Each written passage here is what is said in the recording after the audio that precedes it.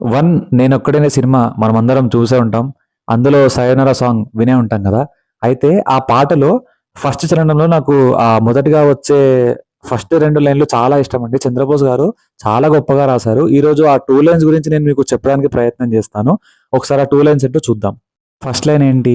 "నీతో ఎన్నడు వచ్చే నీడనై నిఘా నేనేగా." సో, ఇక్కడ నిఘా అనే దానికి అర్థం ఏంటంటే నీన్ అబ్జర్వేషన్ అన్నమాట. సో, నువ్వలా నడుచుకుంటూ వెళ్తున్నావు.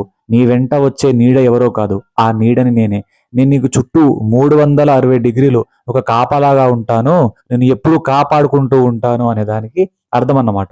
సెకండ్ లైన్ ఏంటి? నువ్వు ఎప్పుడు శ్వాసించే గాలినై నిఘా నేనేగా. నువ్వు పీలుస్తున్న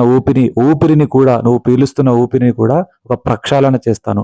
ప్యూరిఫై చేస్తాను. ఆ ఊపిరిని ప్యూరిఫై చేసిన తర్వాతే నేను నీ దగ్గరికి పంపిస్తాను. దానికి కూడా ఒక నిఘాలా ఉంటాను. కాపాడుకుంటూ ఉంటాను అనే దానికి అర్థం అన్నమాట.